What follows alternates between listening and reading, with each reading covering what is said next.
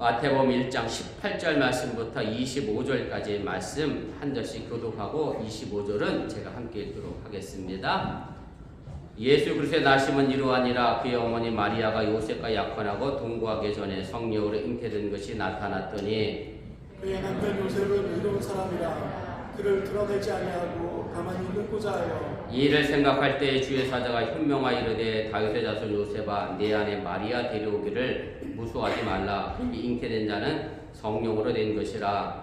아들을 낳으니 이름을 예수라 하라. 이는 그가 자기 백성을 그들의 죄에서 구원할 자였습니다. 이 모든 일이 된 것은 주께서 선지자로 하신 말씀을 이루려 하심이니 이르시되 보라 처녀가 잉태하여 아들을 낳을 것이요 그의 이름은 임마누엘이라 하라 하셨으니 이를 거듭한즉 하나님이 우리와 함께 계시다 하라.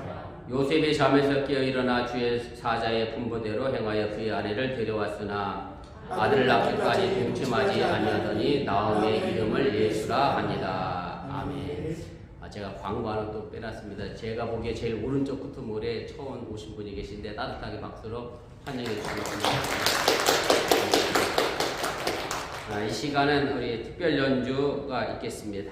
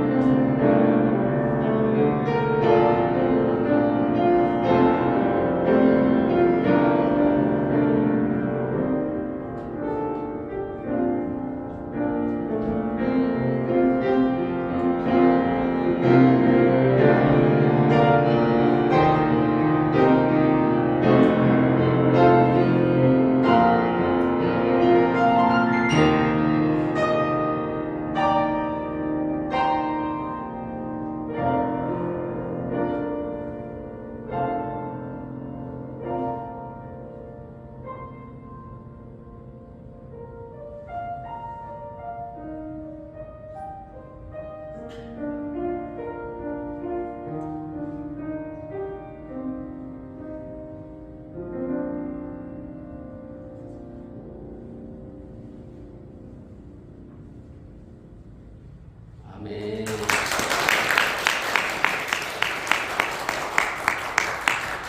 귀한 연주에 감사를 드립니다.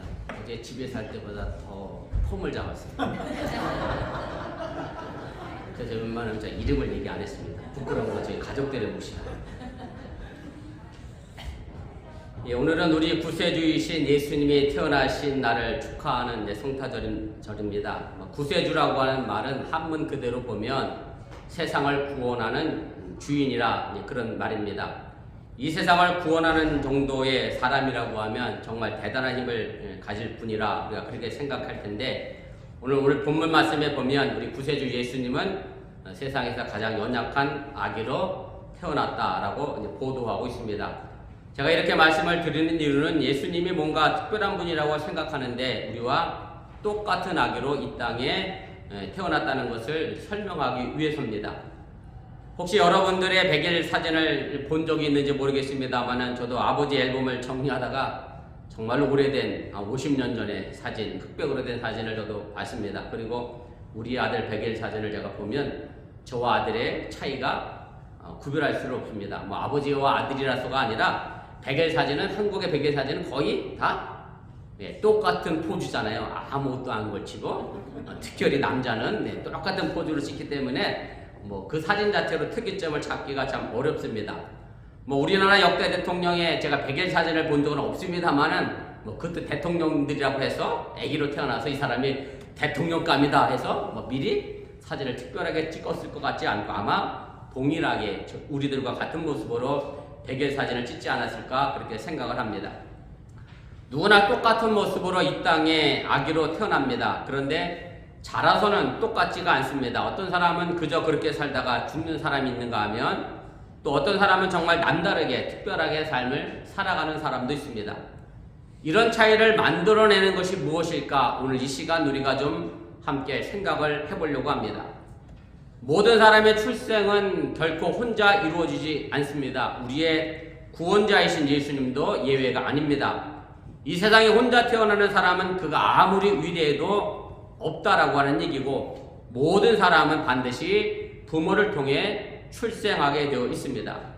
예수님도 마찬가지라는 것을 오늘 본문이 그대로 전해주고 있습니다. 예수님의 이런 탄생의 과정에서 늘 중요하게 생각되어 강조되었던 것이 어머니 마리아의 모습입니다. 그래서 천주교에서는 이 어머니 마리아를 성모 마리아다라고 하면서 추앙하고 있음을 보게 되는데, 근데 딱히 그의 아버지 요셉에 대해서는 뭐 성부라고 해야 되겠구나. 성부 요셉이라서 뭐 이렇게 따로 추앙하지 않는 것을 제가 보게 됩니다. 예수님의 탄생 이야기는 마태복음과 그 다음에 누가복음에 두 곳에 등장합니다. 누가복음에서는 마리아가 주된 인물로 주인공으로 등장하게 되고 예수님의 아버지 요셉은 거의 등장하지 않고 그림자처럼 언급이 됩니다. 그리고 누가복음에서는 마리아의 초점을 맞춤으로 해서 하나님의 활동에 대한 사람의 응답이 수동적으로 나타나고 있음에 관하여 표현을 합니다. 그래서 그 대표적인 말씀이 누가복음 1장 38절에 보면 이렇게 나타납니다. 마리아가 이르되 주의 여종이오니 말씀대로 내게 이루어지이다. 힘들고 어려운 선택이었지만 내가 주의 종이니까 그 말씀이 그대로 내게 이루게 해달라 라고 하는 그런 얘기입니다. 그러나 마태복음에서는 요셉을 주인공으로 해서 사람의 편에서 적극적으로 반응하고 있음을 나타내고 있습니다. 요셉은 꿈속에서 3번이나 천사의 지시를 받게 되고 요셉은 그 3번을 전부 자신의 힘으로 스스로 일을 해 나가게 됩니다. 그리고 이런 정신은 마태복음 곳곳에 등장을 합니다. 여러분들이 이미 잘 알고 계신 말씀인데 마태복음 7장 21절입니다. 나더러 주여 주여 하는 자마다 다 천국에 들어갈 것이 아니요 다만 하늘에 계신 내 아버지 뜻대로 행하는 자라야 들어가리라. 그래서 마태복음에 나와 있는 요셉의 모습과 누가복음에 나와 있는 마리아의 모습은 대조적으로 나타나게 된다라고 하는 얘기고, 마리아의 태도였던 나는 주의 종이니 말씀대로 내게 이루어지기를 원합니다 라는 태도와 아버지 요셉의 적극적인 태도가 신앙에 있어서 어느 것이 더 위에 있고 어느 것이 더 낮고 어느 것이 더 좋은 신앙이고 어느 것이 더 나쁜 신앙이다 라고 평가할 수 없다라고 하는 것을 여러분들이 기억하시기 바랍니다. 마치 수레의 양쪽 바퀴처럼 이 순종과 행함은 우리에게 꼭 필요한 신앙의 성장을 이뤄내는 중요한 요소라고 하는 것을 여러분들이 믿으시기를 바랍니다. 제가 서론에 모두가 같은 모습으로 태어났지만 성장의 과정을 거치면서 각기 다른 결과물로 서게 된다는 말씀을 드렸습니다. 그 차이가 바로 어디에서부터 나오냐면 저는 이 꿈에서부터 시작된다라고 그렇게 생각을 합니다. 저는 오늘 마태복음에 나타난 요셉의 꿈과 그리고 그 꿈을 통해서 적극적으로 마리아와 아기 예수님을 지킨 요셉의 모습을 보면서 여러분들도 자녀들을 위한 귀하고 거룩한 꿈을 꾸어 나갈 수 있기를 주님의 이름으로 축원을 드립니다. 오늘 본문에 보면 갈릴리 나사렛에 요셉이라는 남자가 살고 있었다는 것으로 본문을 시작합니다. 갈릴리 하면 저도 아직 성지순례를 못 가봤습니다만은 내년에 계획 중에 있습니다만은 이스라엘의 변방으로 아주 시골 동네입니다. 그래서 이스라엘의 대표적인 도시 예루살렘과는 달리 힘없고 가난한 사람들이 모여 사는 곳이 갈릴리였고, 그래서 예루살렘 사람들은 갈릴리 사람들을 아주 무시했습니다. 그리고 그 갈릴리에서도 더 가난하고 못 사는 동네가 있었는데 바로 나사렛이라고 하는 동네였고요. 바로 요셉은 그 동네에 살고 있었고, 그 역시 가난한 목수였고, 요셉은 마리아라고 하는 한 처녀와 약혼을 하게 됩니다. 그런데 어느날 약혼녀 마리아가 아이를 가졌다는 소식을 듣게 됩니다. 아마 요셉의 입장에서는 맑은 하늘의 날벼락이고 엄청난 충격적인 그런 소리였을 것이라 그렇게 생각이 됩니다. 요셉은 이 사실을 알고 오늘 본문 19절에 보면 이렇게 행동합니다. 그의 남편 요셉은 의로운 사람이라 그를 드러내지 아니하고 감하지 끊고자 하여 이렇게 말합니다. 그때 당시 남편이 아닌 다른 남자의 아이를 임신했다라고 하면 그 여자는 유대 율법에 의하여 돌에 맞아 죽어야 했습니다. 그래서 요셉은 마리아와의 약혼을 업된 것으로 하려고 했는데 공개적으로 모욕을 주고 공공에 빠뜨리지 않고 조용하게 이혼 증서를 써줌으로 해서 가능한 한 누군지 모르지만 마리아를 임신하게 했던 그 남자와 결혼할 수 있는 길을 열어주고자 했던 것이 바로 요셉의 모습입니다. 이것을 가지고 오늘 마태는 요셉을 의로운 사람이다 라고 표현을 했습니다. 그런데 여기서 우리가 요셉이 가지고 있는 이 의가, 공의가 무엇인가를 좀 생각해 볼 필요가 있습니다. 우리는 일반적으로 의하면 이런 생각을 합니다. 잘못한 것에서는 야단을 쳐야 그것이 의로운 것이죠. 옳은 것이죠. 잘한 것에는 상을 주는 것이 이것이 의고 정의고 공이라고 생각을 하게 됩니다. 그런데 이런 측면에서 보면 요셉은 결코 의로운 사람이 아닙니다. 왜냐하면 요셉은 마리아와 조용히 이혼을 해서 다른 남자에게 시집갈 수 있는 길을 열어주려고 한 것은 결과적으로 보면 그때 당시 유대의 율법을 어긴 결과를 만들어내기 때문에 그렇습니다. 요셉이 유대교의 율법대로 정의를 실천하고 공의를 실천했다고 하면 마리아를 고소해서 재판에 넘겨서 공개적으로 모욕을 주의하고 그리고 더 심하면 길에서 돌에 맞게 죽게 하는 그런 형벌을 내리게 하는 것이 요셉이 해야 될 공의고 정의고 의라고 하는 것을 우리가 이야기할 수 있다라고 하는 얘기입니다. 그래서 유대교 율법의 측면에서 보면 요셉은 결단코 의로운 사람이 아닌데 오늘 마태복음 저자는 요셉을 의로운 사람이다라고 평가하고 있다라고 하는 얘기입니다. 사실 이것은 하나님의 의도 마찬가지입니다. 우리는 하나님의 의를 생각하면 무조건 잘못한 사람에게 벌을 주고 잘한 사람에게 상을 주는 것을 생각하기 쉽습니다. 그러나 하나님의 의는 심판과 더불어서 사랑이 포함되어 있는 의라고 하는 사실을 여러분들이 믿으시기를 바랍니다.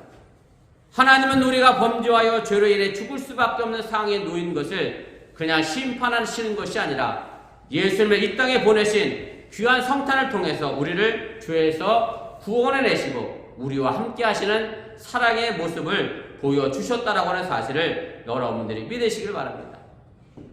그래서 우리 기독교인의 의의는 항상 요셉처럼 사랑의 의미로 해석하고 지켜내는 의를 가져야 하는 것이고 정죄하고 심판하고 판단하시되 감수하고 위로하시고 용서하시는 사랑을 베푸는 그런 의를 가져야 한다고 하는 사실을 여러분들이 믿으시기를 바랍니다.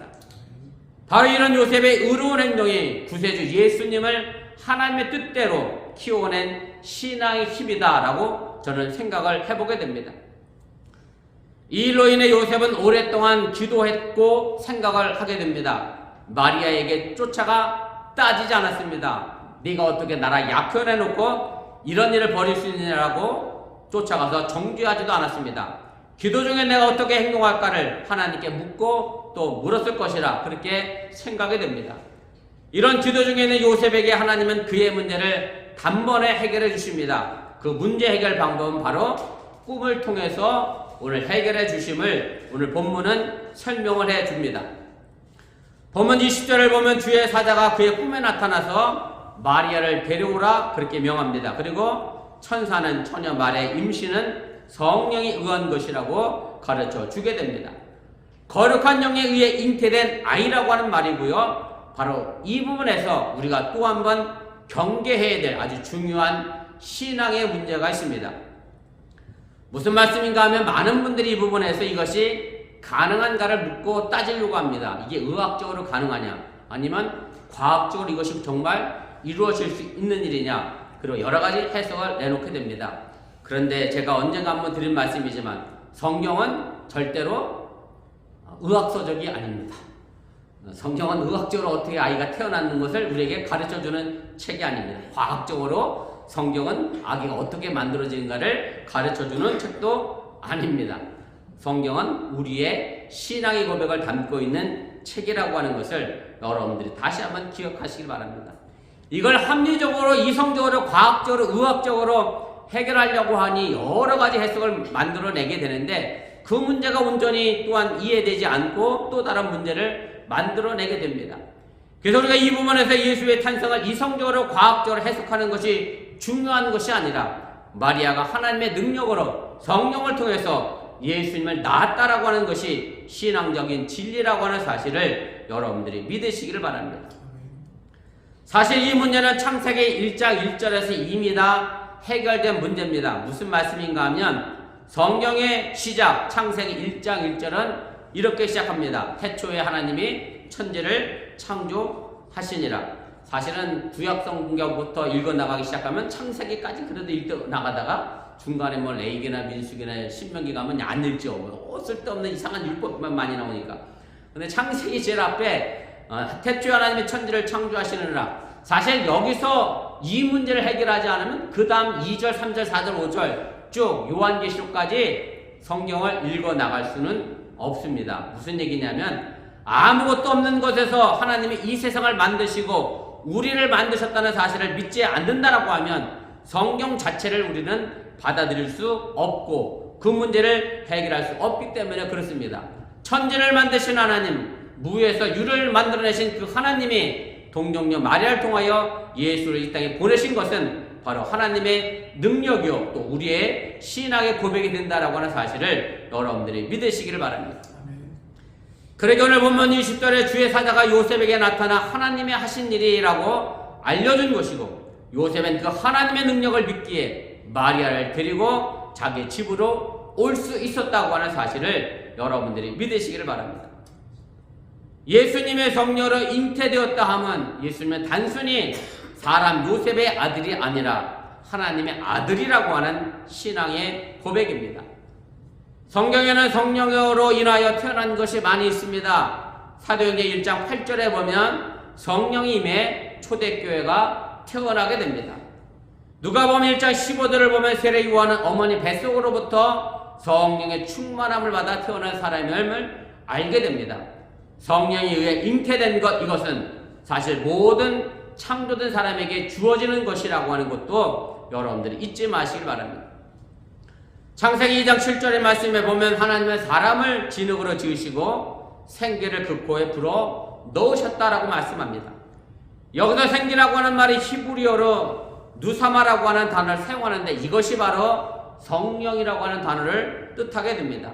결국 사람은 성령으로 지음을 받았습니다. 그래서 사람을 생명이라고 말합니다. 모든 사람은 살아있는 영입니다. 모든 사람의 출생은 거룩한 출생이라는 것이 성경이 말하고 우리에게 가르쳐주는 진리임을 여러분들이 깨달으시길 바랍니다. 요셉의 꿈은 하나님의 능력을 믿게 했을 뿐만 아니라 그의 아들 예수님에게도 그 꿈을 나누어 주게 됩니다.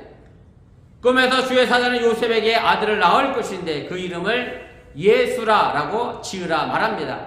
예수라고 하는 말은 이미 구약 성경에도 나와 있는 말이기도 합니다. 히브리어로 여호수아가 예수라고 하는 뜻이고요. 그 뜻은 여호와는 구원이시다라는 말입니다. 그래서 주의 사자는 본문 21절에서 그가 자기 백성을 그의 죄에서 구원할 자이다 라고 하면서 여호수아 예수의 의미를 깨우쳐 주게 됩니다.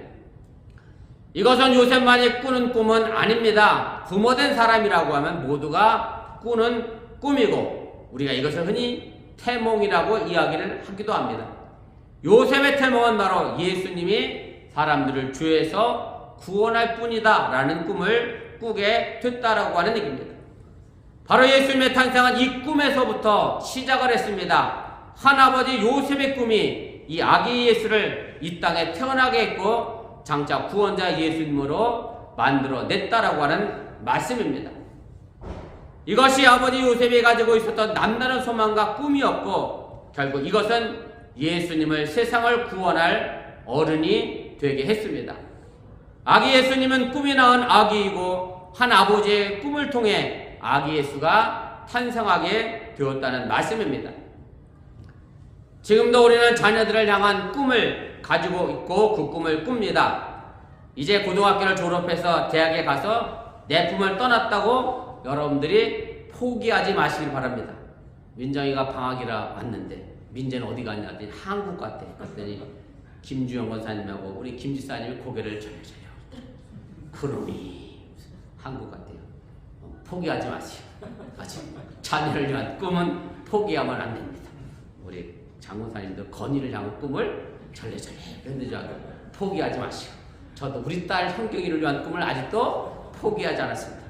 부모는요 자녀를 향한 꿈을 항상 가지고 있습니다. 여러분들도 절대 자녀를 향한 꿈을 포기하지 마시고 그 자녀를 위하여 계속해서 꿈을 꾸시기를 바랍니다. 여러분들의 자녀의 이름을 지어줍니다. 이름 하나 짓는 것이 참 쉽지가 않습니다.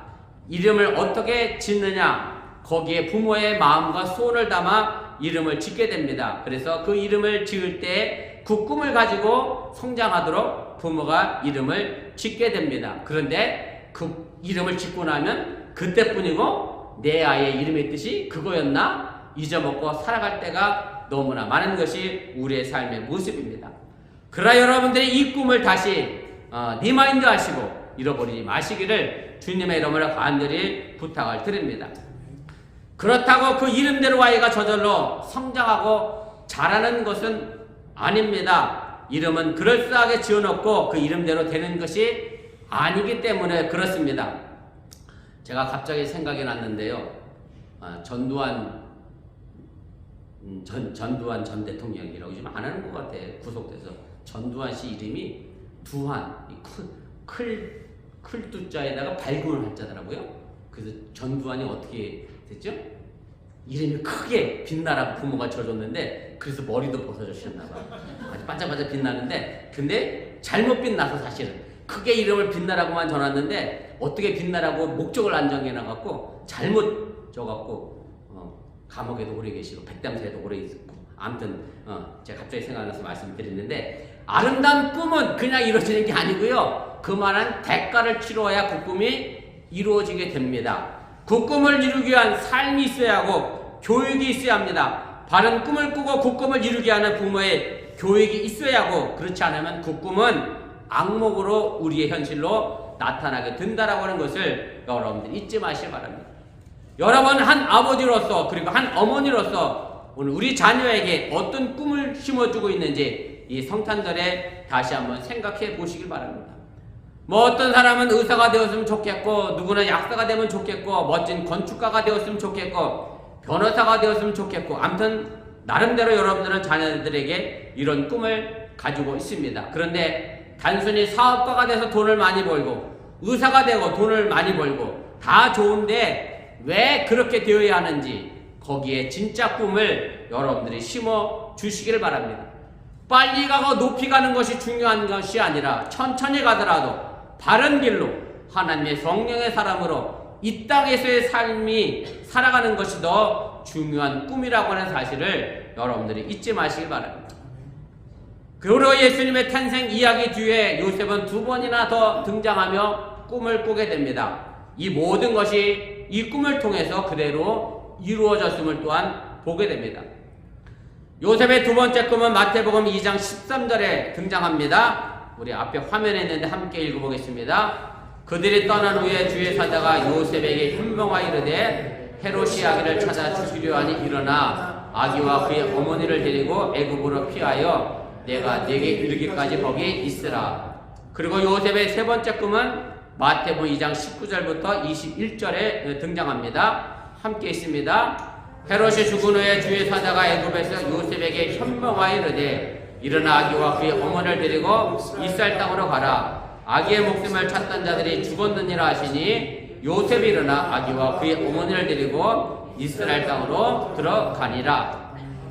헤롯이 예수를 죽이고자 했을 때 요셉은 꿈을 꾸어 예수님과 그의 어머니 마리아를 데리고 애굽으로 건너가 이민 생활을 했습니다. 그리고 헤롯이 죽은 다음에 다시 꿈을 꿔서 다시 가족을 데리고 예수님과 더불어 마리아와 더불어 고향 땅 베들레헴으로 돌아오게 됩니다. 이 모든 과정에 바로 요셉의 꿈이 있었습니다. 마리아가 꾼 것이 아닙니다. 요셉의 꿈을 통해 본문 21절에 예수라는 이름이 지어졌습니다. 요셉의 꿈을 통해서 하나님은 철저하게 예수님의 운명을 인도해 가셨다는 말씀입니다. 이것이 또한 아버지 요셉의 중요한 사명이었고 또한 아버지 된 여러분들의 우리의 중요한 사명임을 믿으시기를 바랍니다. 우리 어번교회는 단지 구원받기 위해 나오는 교회가 아닙니다. 구원하기 위하여 나온 교회임을 여러분들이 믿으시기를 바랍니다. 우리 어번교회에서 세상을 구원할 많은 아기 예수님을 자라게 하는 그런 교회가 될 수 있기를 주님의 이름으로 간절히 축원을 드립니다.